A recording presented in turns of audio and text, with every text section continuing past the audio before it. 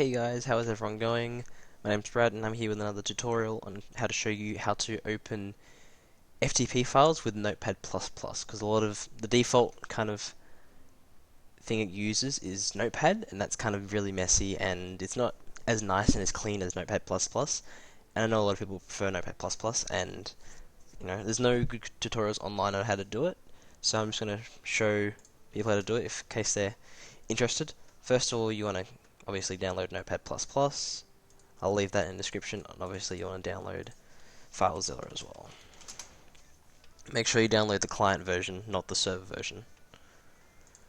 So once you got FileZilla, let's get that up for myself. You can go to your server, and your server will probably open in a Notepad. I think mine's already set up, so it shows up as Notepad++. So if I was going to open that, it comes up in Notepad++. Now, what you need to do is go to your Notepad application, so wherever it is on your computer. Mine's on my desktop, which is really convenient. Just go down to Properties, and wherever this target is, you want to highlight it and copy it. Now you'll need this for just a second. So once you've copied that, go back into FileZilla, go to Settings under Edit. You'll need to go down to File Type Associations, and for you it will say, whatever, PHP, CFG, TXT for just Notepad. Now what you need to do to execute it, whatever file type you want to use. So my main file types are CFG and TXT, so the ones I'll use are CFG, and then I'll put quotation mark, paste that link, and quotation mark again. And pretty much once you're done with all of those files, do the same thing, be consistent with it.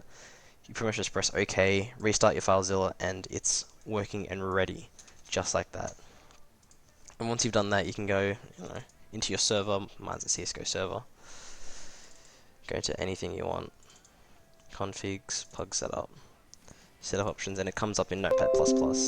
And personally, I know a lot of people, including myself, much prefer Notepad++ because it's just it's just a lot cleaner, and it's really just a lot better than normal Notepad, but it's personal preference and most people prefer this. So hopefully that was a quick tutorial on how to show you how to set up Notepad++ with FileZilla.